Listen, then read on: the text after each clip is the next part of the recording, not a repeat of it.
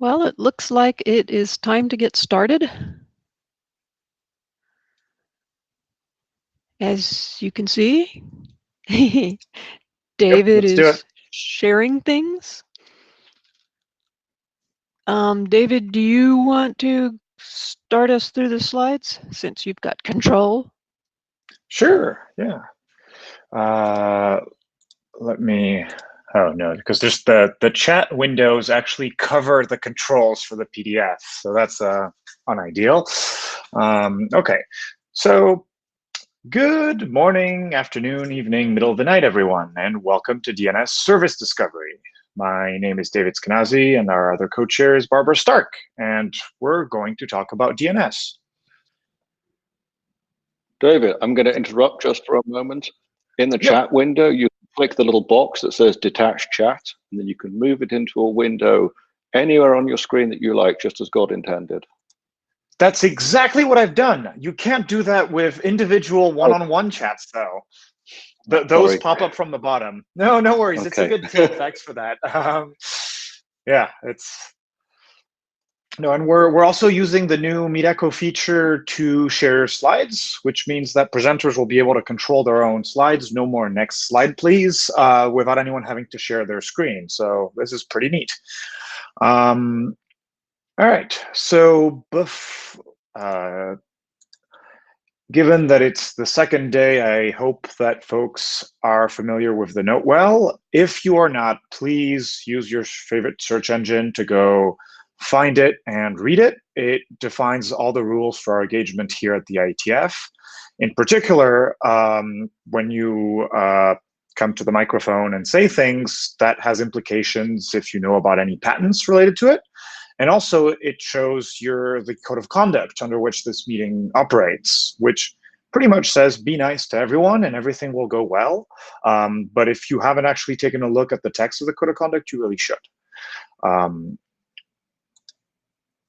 Otherwise, in terms of trivia, here are some links if you want to follow those. We'll be looking for someone to take minutes, please. Can anyone volunteer for that today?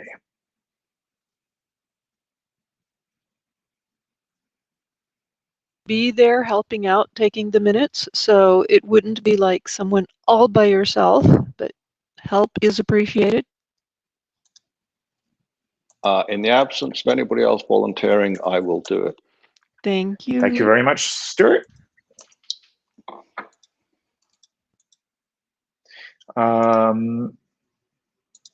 All right, and so the Jabber is being forwarded to the MeetEcho messages, so I'll keep an eye on it myself. If you want to say something there, just say Mick : and I'll relay it at the microphone. As a reminder for everyone, we have a GitHub organization, and it is completely open for any working group documents, so just reach out to the chairs if you want to move a document over there. And here is our agenda for today. So we're going to start with a presentation by Torlis on compatible service discovery in generic autonomic signaling protocol. And then we're going to have a set of presentations from Ted Lemon over a set of drafts. And then we'll keep on the order of 10 minutes at the end to wrap up. Would anyone like to bash this agenda before we start?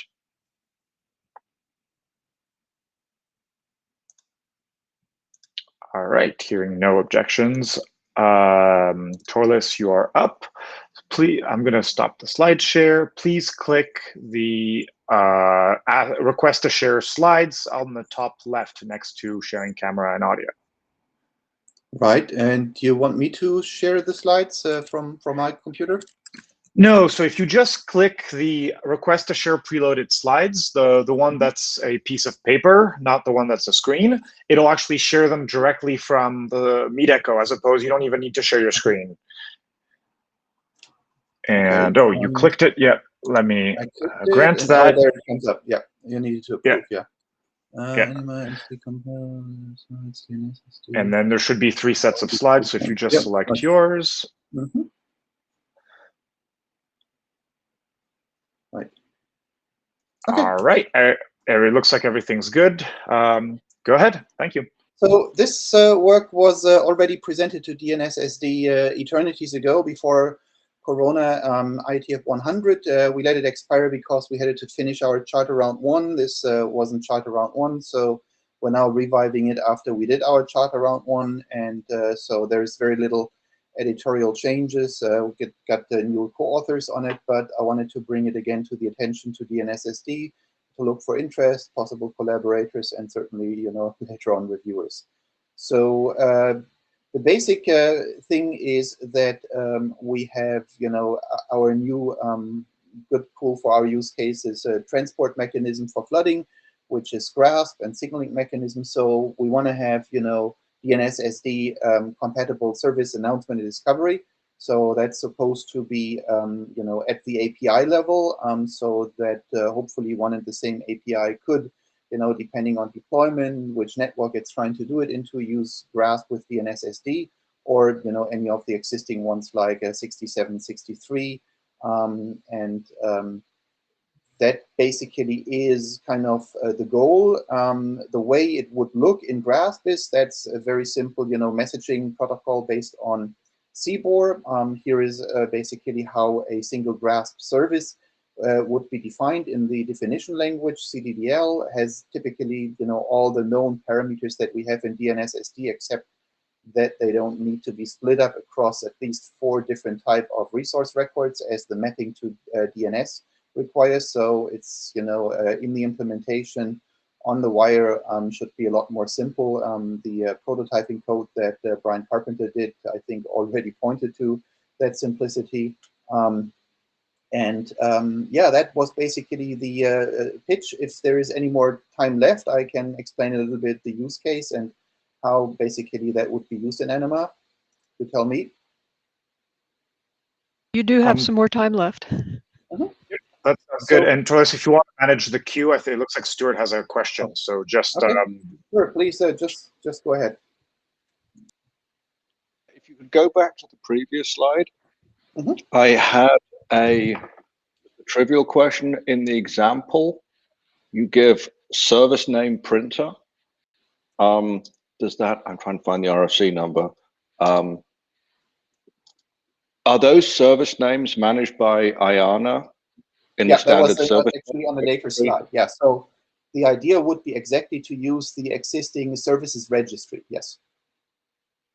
Okay, it's RC 6335. Yeah, I said up there. So if it's following that syntax, then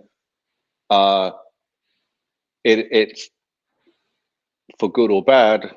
It's what we inherited from the SRV format. It's underscore printer underscore TCP. Right. So I think that I considered that to actually be part of the mapping, right? In the service registry, it just says printer, and then the DNS-SD thing says, you know, convert that word printer into underscore printer dot UDP dot something. I think that's in a later slide.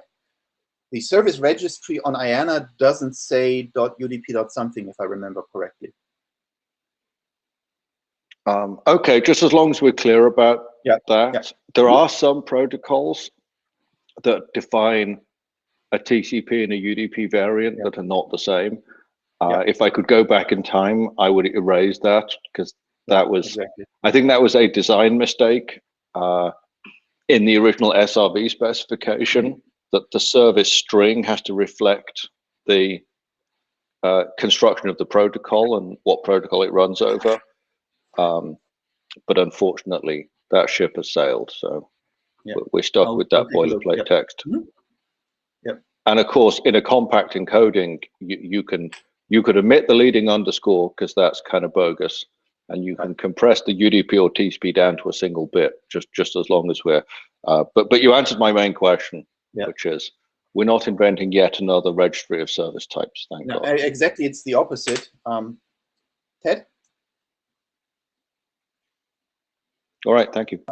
Yeah. So is the idea? Sorry, is the idea to have this go to some kind of translation server that then does a DNS-SD query, or are you proposing to replace the DNS-SD protocol? not the well, the DNS, as I said, right? So to me, this is yet another way to provide the service, and we don't need the DNS-SD unicast or DNS-SD multicast or mapping of the service information into its SRVs, because GRASP is its own transport. Right. So this was basically what the picture was trying to show. Okay, so in other words, you're inventing a new protocol to do the same thing as the old protocol? No, we already had the new protocol invented, and I was trying to say that we don't need to duplicate things in there that we already have, and that is specifically the definition of services and the registry for it. And that's basically what I call the DNS service API and registry.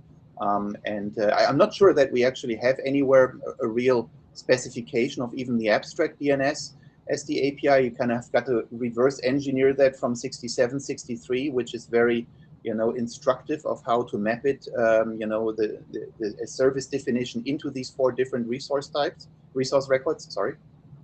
Right, so maybe I should also try to write a chapter of saying what we consider to be that abstract service API, that DNS. But you can see the concrete instantiation, of course, in various DNS service libraries, DNS SD service libraries. So yeah, I noticed that you kind of sort of have the equivalent of a DNS service resolve in the API that you showed. Does that make sense to you? Resolve.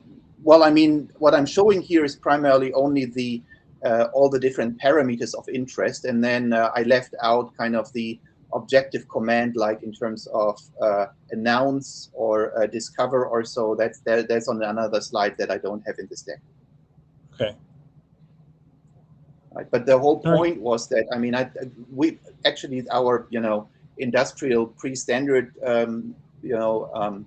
ANIMA implementation was using mDNS, and so there is a lot of experience from that and why it's not really the best way to do things. So for the standards, that was also one of the starters why we're doing this with this protocol. So the actual ANIMA use case is really that we're building this autonomic network. So you plug the devices together, you get an in-band, secured virtual network for all OEM instructions. So that's where we are in the IETF.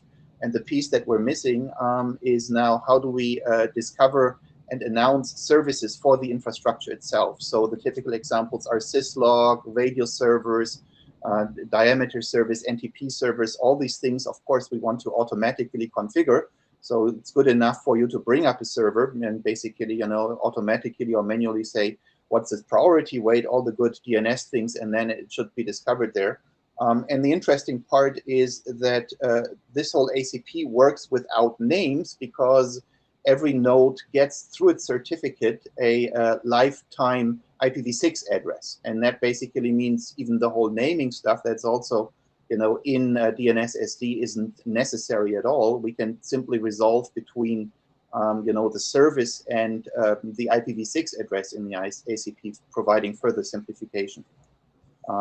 Yeah, this was the list of the services that in another draft I've explicitly listed as how to bootstrap a network, right? So those are the most important ones, but there's obviously a wide variety of other services I list on the last line for centralized or decentralized service instances. Maybe this is kind of the details why I hate mDNS multi-hop flooding. I don't want to go into details of that. That takes forever. But I think the GRASP stuff also maybe. Yeah, everybody hates DNS multi-hop flooding. There's no argument there. Right. Okay.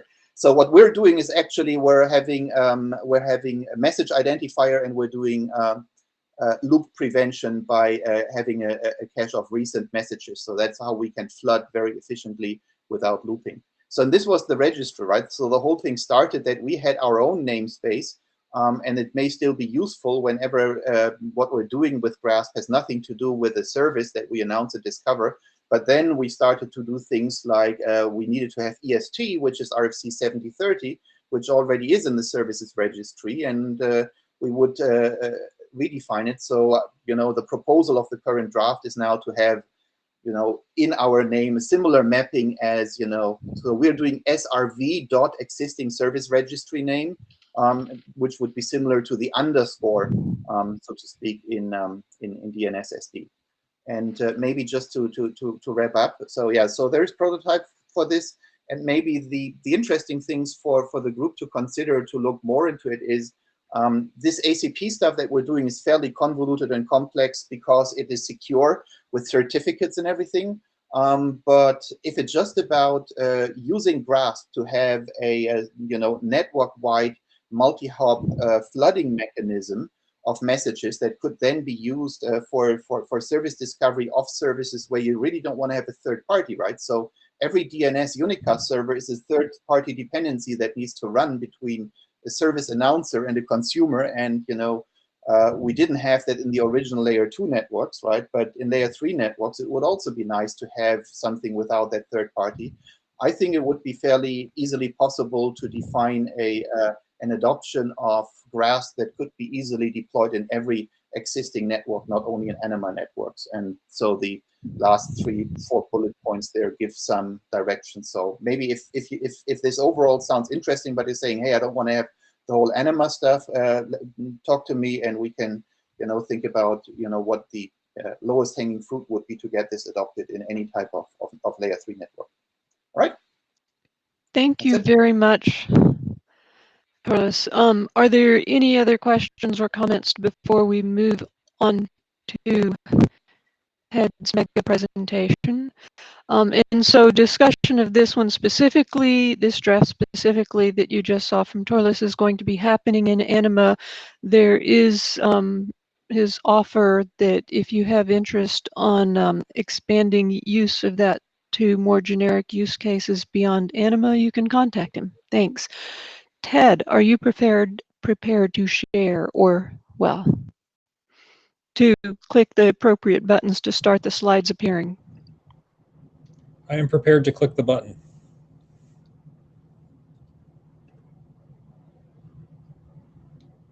So oh, there we go. Access granted.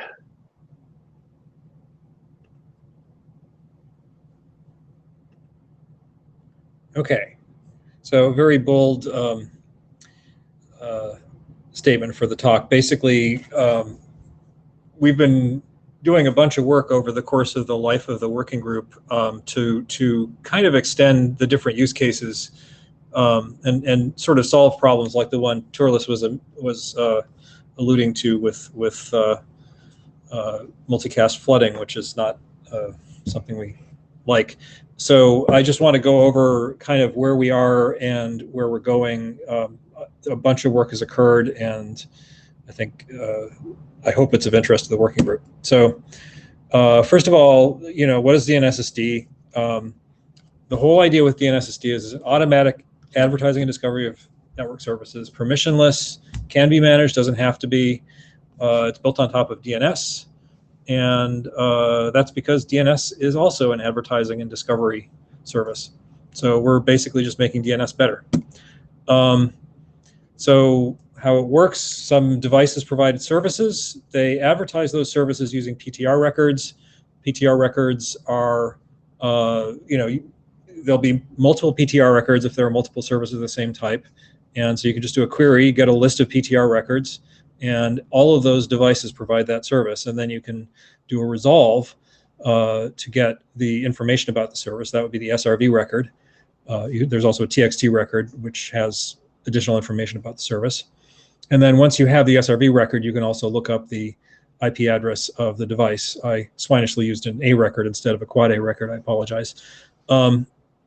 So that's how you publish services. And then a device that wants to look at services or find a service first does the discovery by looking for the PTR records, and then it selects a service by choosing one of the services listed in the PTR records, possibly through configuration or whatever. And then, normally it would be the user touching it, but that's only if it's not automatic. And then once the service has been chosen, it resolves the service by looking up the SRV record. And once it's looked up the SRV record, that tells it what quad A record or A record to look for. And that's all it needs to know to talk to the service. So As of about 2018, there were kind of two ways of doing DNSSD. One of them was to multicast DNS, which is, as I said earlier, permissionless.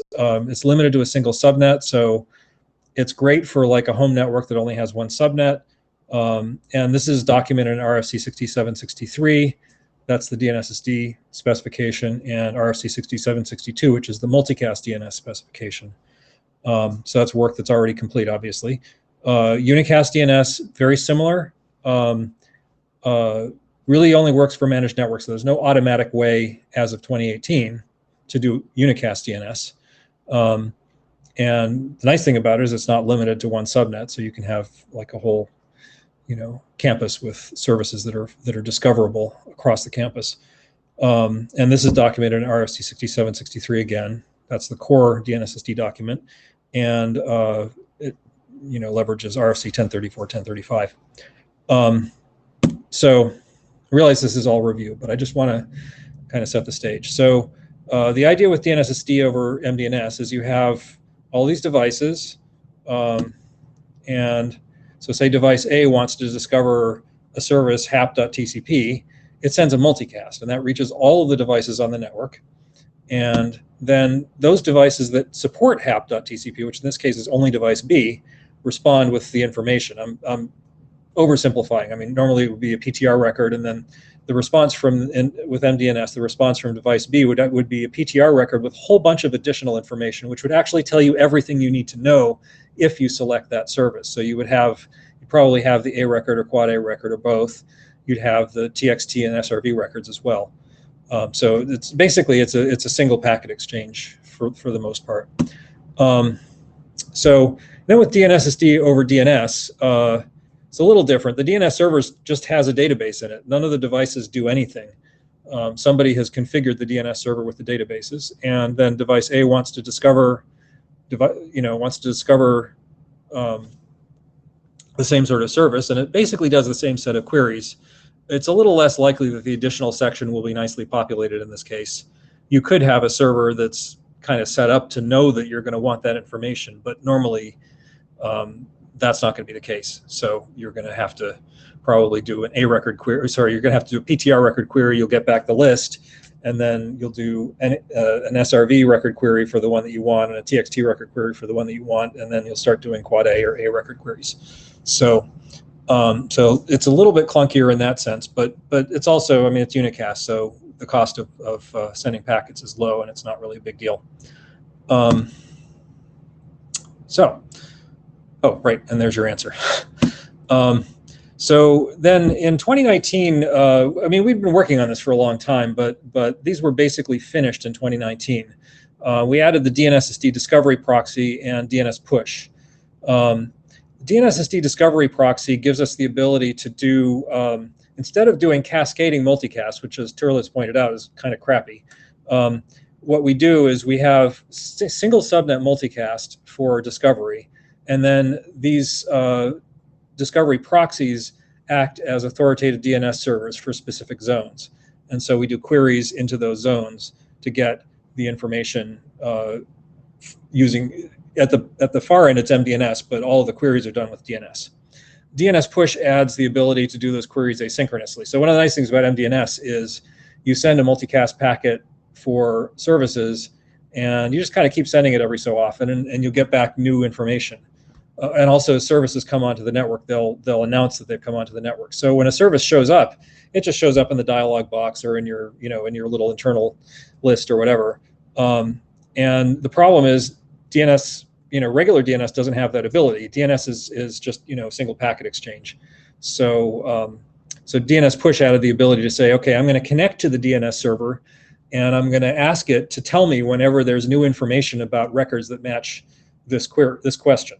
And that lets us say, give me answers for hap.tcp. whatever the domain is, and we'll get back SRV records as services register. So that's really nice. So the way that looks is the discovery proxy, the device that's doing the query sends the message to the discovery proxy. The discovery proxy then multicasts on the local net. Notice that device A is on a different net than all the other devices. The device that actually has the answer responds, and bam, we got a DNS answer, and it's over DNS push. So now if some other device, see device F shows up, it sends a multicast announcement saying, hi, I also do hap.tcp. And then bam, we get another DNS push answer going out to the device. So it's nice. It implements the same sort of functionality as we got out of mDNS. So I think I probably covered this slide pretty well. So that was great, but you might have noticed that we added some new stuff. That was SRP and the advertising proxy. And the idea with SRP and the advertising proxy is that multicast kind of sucks on constrained networks because every device winds up getting every question. And these are devices that have batteries in them. You don't want them to be sitting there all the time listening for queries. And the other issue is that the constrained networks are usually not the same network as all the rest of your stuff. So if you've got like, an iPhone or an Android phone or something like that, and you want to discover all the light bulbs in your house and they're all on some constrained network, that's going to be a different network. So we thought about using a discovery proxy, but we didn't want to use multicast.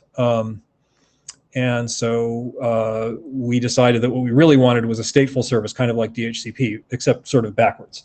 So the idea with this service is that you just announce to some central service, I offer this service, and then the service just keeps a database, and anybody who wants to ask questions about what's going on, what services are available on this constrained network, just talks to that server and doesn't have to do any multicast onto the constrained network. So the two drafts that do that are the SRP draft and the advertising proxy draft, which I'll talk about a little bit more. So the way this works is you have a device, it sends an SRP update to the SRP proxy, and then later on another device wants to find out about devices, the services of that type. It asks an mDNS question, because this is an mDNS proxy, and it gets back an answer. And we wanted to use mDNS in this case because we wanted devices that already work to just work. We didn't want to have to do anything special. We didn't want to have some kind of infrastructure to support this. So I kind of rushed to this point because this is the most important slide I think right now. Draft SRP replication 10 is ready for last call. We had comments on the document, but they kind of petered out. We got lots of good comments and lots of changes based on the discussion in the working group. But the last comment was oh, you don't have a way to deal with alternate services, and there was some stuff in RFC 6763. If you didn't follow it on the message on the mailing list and you're curious what that is, talk to me. But basically, the idea is that you can say that a device provides you can alias services. So I just added some text to the document to do that. Basically, as far as I can tell, the document's ready. If we do a last call, I'm not even convinced that there's going to be further requests for changes at this point, although I'm open to that if there are requests. So I'd like the working group to do a last call at this point. One thing that I noticed when I was preparing for this is that we have a normative reference to a document that we never adopted. Draft Sakar DNS UL is the something lease option. I'm blanking on the name. Stuart's going to tell me. It's UL stands for update lease. Update lease, thank you. Yeah, so basically it's saying how long the SRP update is good for, because we don't want it to be clogging up the network database forever. It was named that way however many years ago it was, because it was a companion to standard DNS update. When you update records with NS update, they stay there until a human comes along and deletes them. And we wanted this to be a bit more suitable for machine-to-machine communication, kind of modeled on DHCP, which is if you don't renew it, it goes away when your lease expires. So that's why it's called an update lease.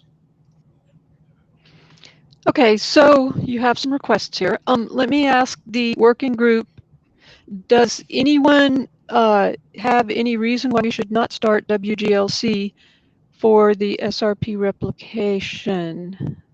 Is that the right one?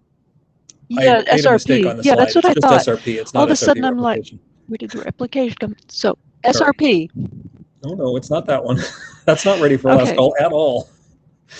I'm not seeing anybody step into the queue. I'm wondering if I'd like to kind of get a sense of how many people are ready to and willing to review this, if that's okay, just to get some commitment here in the meeting. So can we do a show of hands willing to review SRP? Okay, I've started this. Can I just get a quick show of hands of who's willing to review the SRP?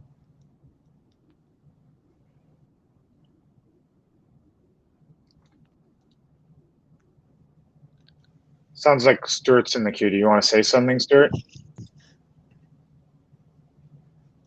I want to say that I clicked the Okay, wrong button. I so was trying to I show my see hand, but I clicked the wrong hand. 3 people have raised.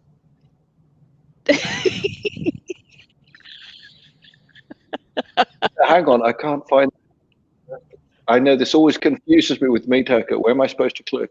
Yeah, there's a show of hands tool. It's kind of in the center of all those big icons on the top. It looks like a bar chart for some reason. It's turned yellow because it's turned on. Okay, yeah, so you should click on that and then click on willing to review. I hope that Yes. more than 3 Okay. people are So willing to with review. the Although explanation, the to be number fair, a has now bunch of people have increased to already 5. reviewed. Okay. So yes, let's start at WGLC on this, David. We will do that. Okay. Your other Okay. question, Ted, was a call for adoption of the advertising proxy for DNS-SD. Okay. Yeah. Right. Okay. Yeah. So that's the bit that we ended does the up with multicast 6 advertising people of raising their SRP hand. stuff. That's good. Okay, so let me start a new one. And of course, this gets confirmed on the list.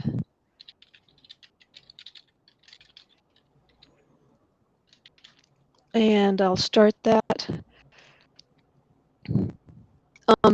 But I do want to see, get some sense of the room.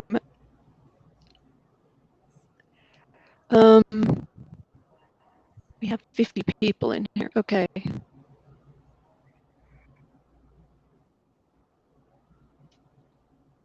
poll, I'd like to take a quick moment to give some background about why we believe this is important. This is not just a little academic exercise to design a useful protocol because we think it's useful. This is being used in Thread, which is a low power wireless mesh network, which is in turn being used for home automation in the new home automation protocol coming out, which was previously called CHIP from the Zigbee Alliance and has now been renamed to Matter, M-A-T-T-E-R, and the Zigbee Alliance is now called the CSA. So there's been some name changes. And we are already using a precursor of this in the Apple HomePod and the Apple TV to support thread-based HomeKit accessories. And these are little battery-powered devices that run on a half AA battery for 2 years. So that's why the stuff that Ted said about power efficiency is super important. If we were pinging all these battery-powered devices with multicats all the time and they had to be listening for them, we would kill the batteries in 2 weeks instead of 2 years. So this has big impact on the home automation industry. So while you were talking, and hopefully in all of our houses in a couple of years' time. Well, let By me the just way, finish up this. nothing that Okay, Stuart while said should be Stuart was taken- describing sorry, that, he go ahead. apparently convinced everybody. Well, at least there are 7 hands raised, and there are no people who purposefully did not raise their hand, which would be the, I guess, the hum opposed. Well, now that you know that, you can, if you purposely want to not raise your hand, you can oppose. But it looks like there's certainly enough for us to start the call for adoption, and if there is opposition, you can voice it there. So we will start the call for adoption. Okay. And you were about to say something about Stuart. Thanks. Then Oh, I was just going to say the fact that that exists in a product should not be taken to mean that we're wedded to doing things exactly the way it is in the product, because we're not. We can do updates. So that said, the last thing is draft Sakar is a really short draft. It just explains the update lease option, and I'd like the working group to so you're adopt that, saying because if we don't, we can't actually publish the SRP document. If you're looking to volunteer to review a draft and you want to do the least amount of work, reviewing that one is probably a good candidate. Okay, Yeah. so let me understand what You can say I read the whole I thing just- thoroughly. Okay, so we're going to start working group last. Sorry. And just one,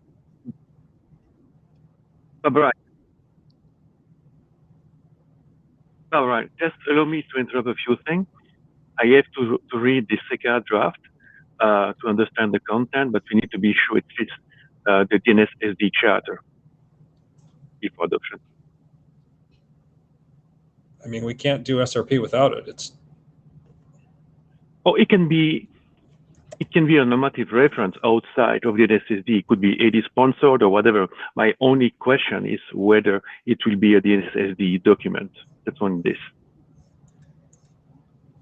Yes, It's I not think very Eric obvious, right? alluded It's to this. It could be DNS-SD or it could be DNS-OP. Yeah, we should check.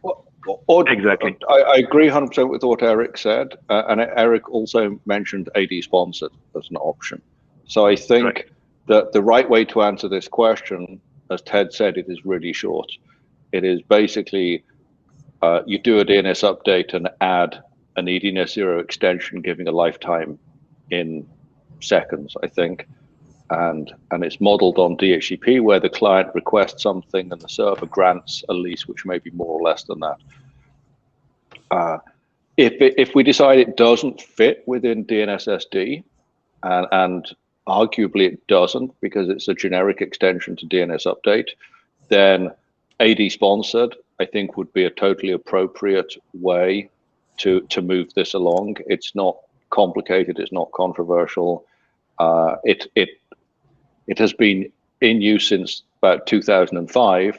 We ran out of steam pushing it through the IETF standards process. So time to resurrect that and finish it off. We agree. Okay, so let me. sorry. Go ahead, David. No, go ahead. I was just going to ask if I should continue, but it sounds like you've got more to say, so that I shouldn't continue. Trying to summarize where we are. So to summarize, we're going to start a working group last call for SRP, Service Registration Protocol. We are going to do a call for adoption for the advertising proxy for DNS-SD SRP. And then I am going to admit that I got a little bit lost on the other document we were talking about for potentially having AD sponsorship. So I think the chairs need to huddle on that last one with our friendly AD to see if we think this matches our charter, and then if it does, then it sounds like a good candidate for call for adoption. If it doesn't, then we can discuss if our friendly AD wants to AD sponsor this, or if we should bring it to a different IETF working group or recharter. Take an action. I'm sorry, Eric. Can you say that again? Or you did a pretty good summary. Thanks. Okay, so well, the chairs will take that action item to follow up with our AD after the meeting. And if people in the working group do have time to review it, comments on the list would be helpful to answer this question. But if just broadly people say this looks sensible, this looks a terrible idea, that will help Eric make an informed decision.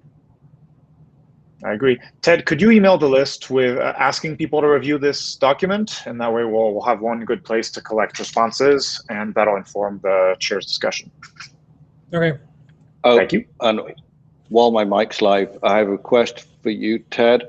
Let's update this slide to put the right draft title, because otherwise this slide will go into the meeting records and be confusing.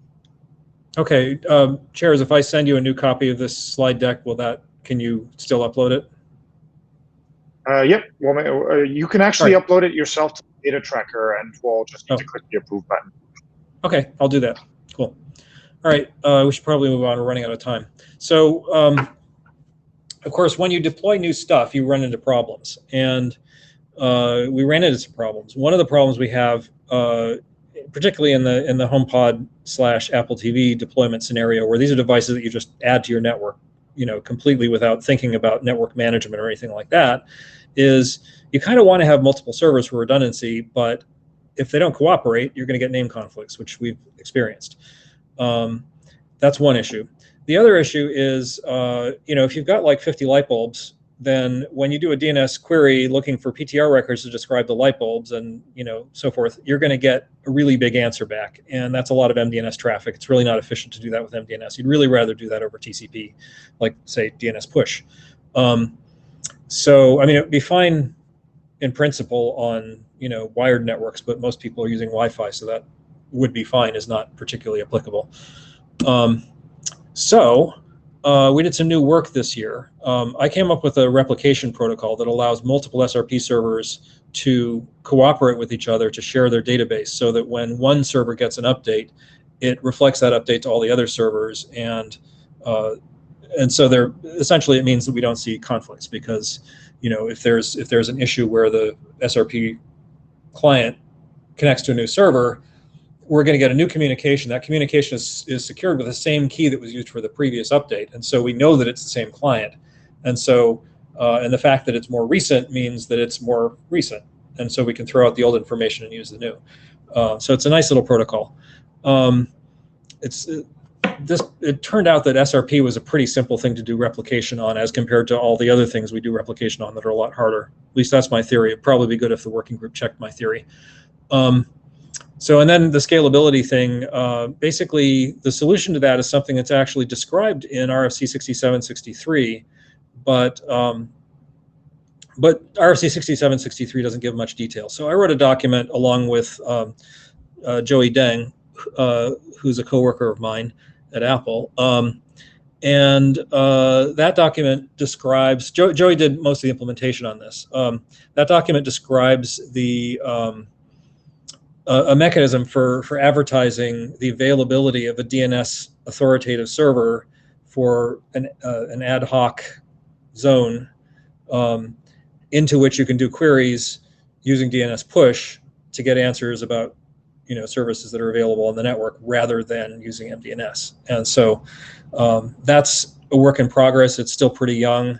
I think it needs a lot of discussion. I think this is the right place to do that discussion. And so I'd like to do that.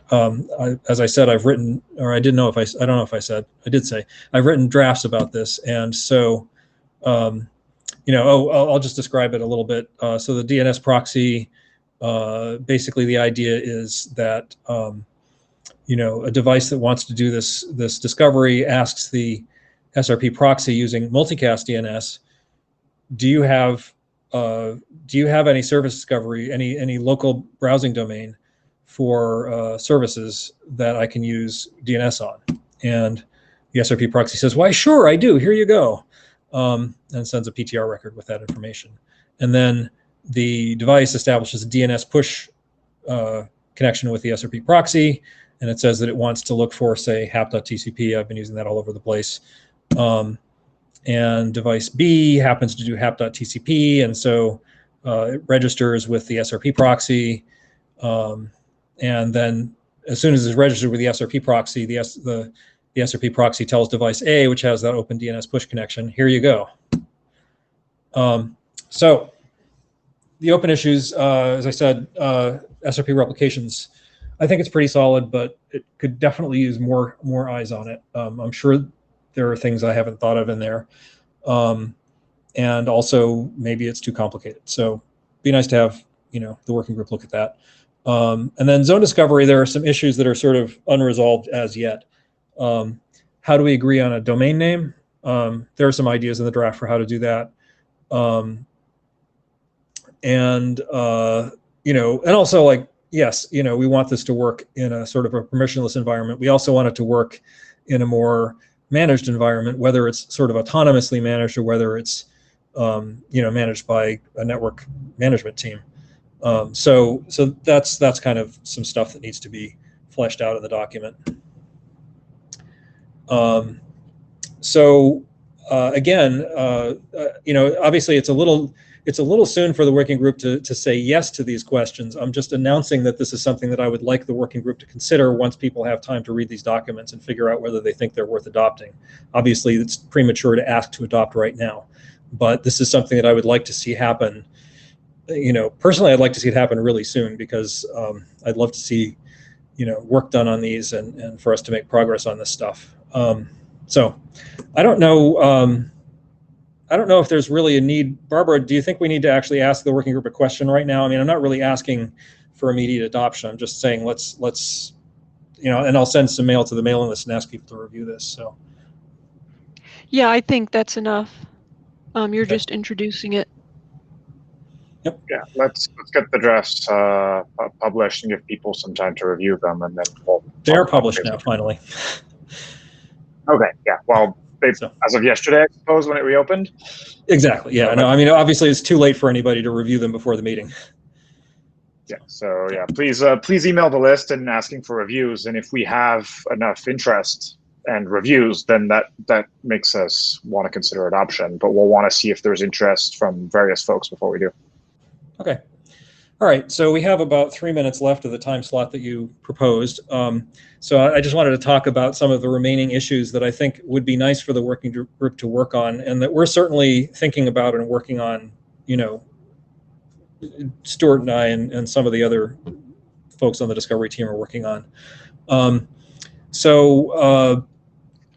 Currently, we're still very reliant on mDNS, and we can't totally fix that, but it would be nice if we could at least describe how, say, a stub network resolver, like a thread network resolver, excuse me, could, in principle, announce the availability or register the availability of the stub network discovery service to some kind of central authority like your customer edge router or some other device in the home that's managing the DNS in the home. So this kind of is now straying into HomeNet land. Although, and maybe actually this should be something that's done in HomeNet, but I'd like to see it done somewhere in the IETF. So we'd like to be able to do that. We'd like to be able to get away from using multicast at all on Wi-Fi, really, except to support legacy stuff. And we'd like to. One of the things, there are some multicast DNS, like site-wide multicast DNS hacks that various companies have released that actually break mDNS on local links. And it would be nice to be able to just bypass that crap. So being able to set up a DNS infrastructure that does the right thing would be nice. So those are kind of motivations for moving away from mDNS.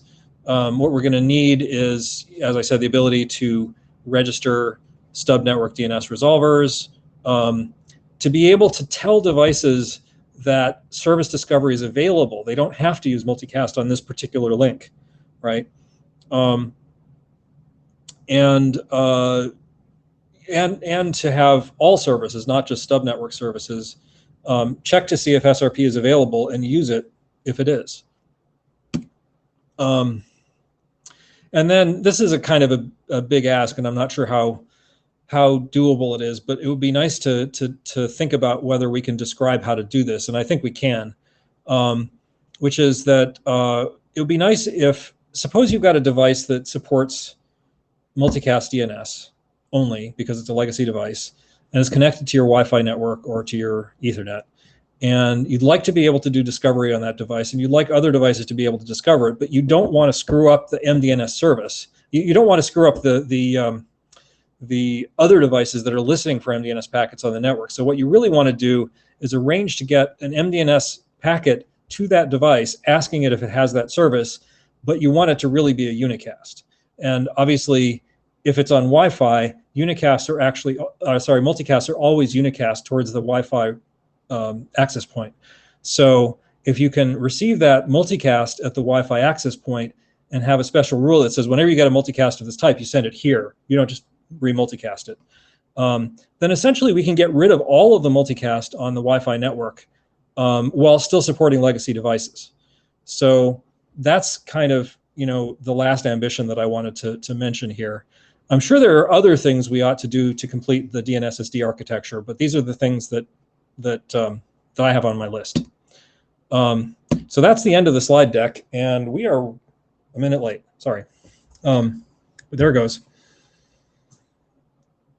Because I did give Torlis an extra 5 minutes, and so you're actually. Anyway. Oh, that's right. I'm ahead. You are. I didn't want to let you know that though before you were finished, because. Right.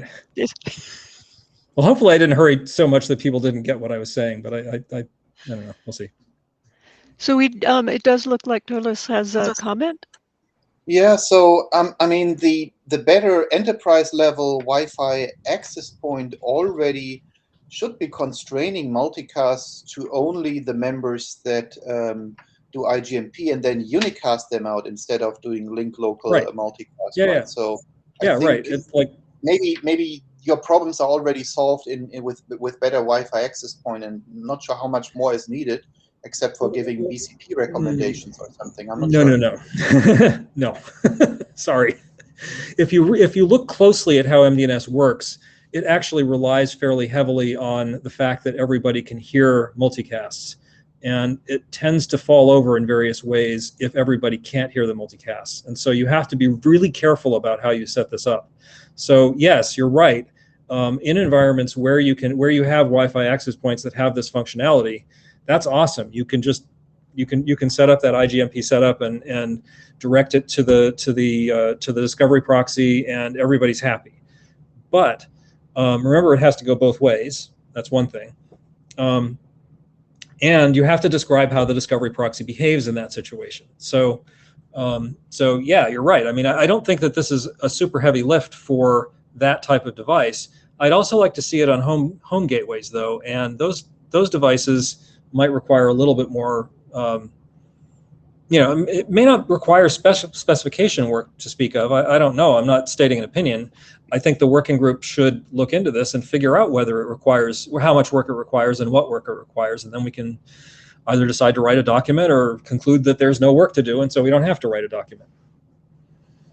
I want to add something a little bit more to what you were saying about that last point, Ted.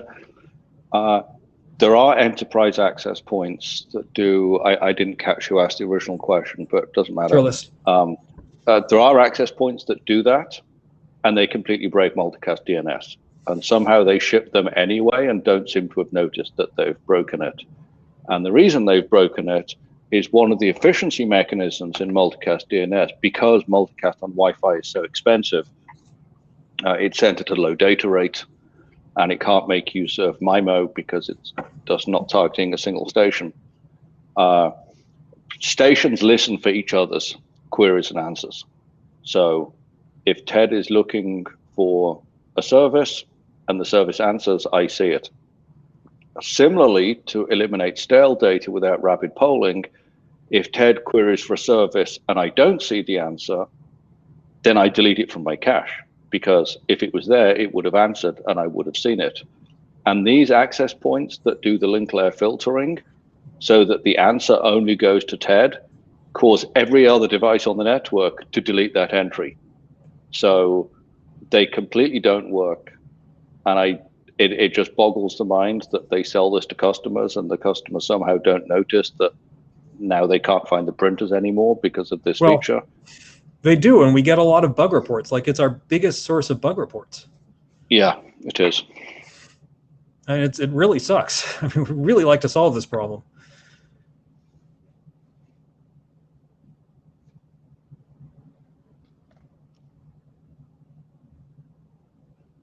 Anyway, well, we are that's over time. Thank you, Ted. Yeah. So, David, you want to do a wrap up? Yep.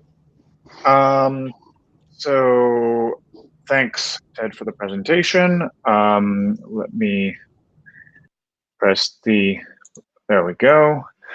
So yeah, thanks everyone for a good DNSSD session. It's also, we have some good action items to make progress on several documents.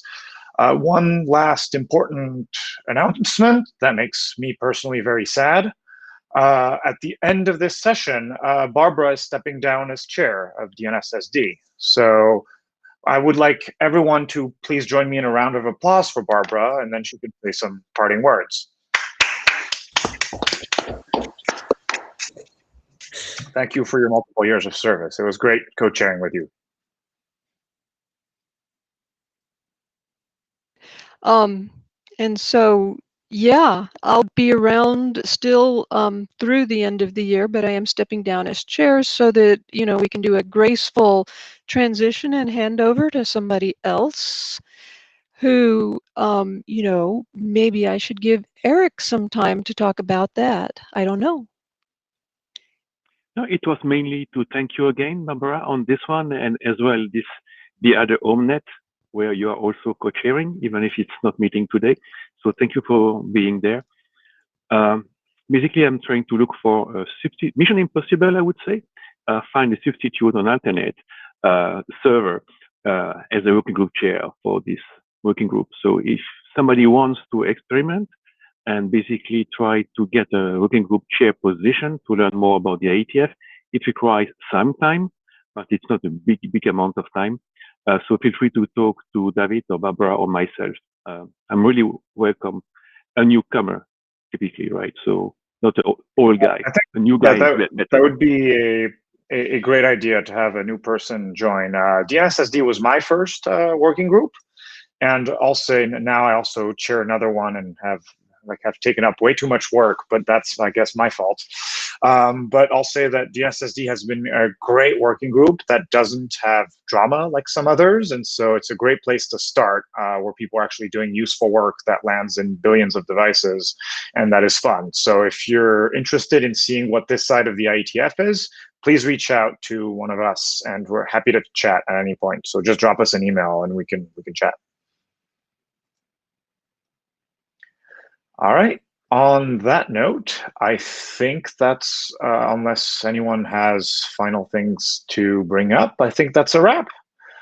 Thanks everyone for coming, and see you on the mailing list. There's going to be some docs to review. All right. Cheers, everyone. Thanks.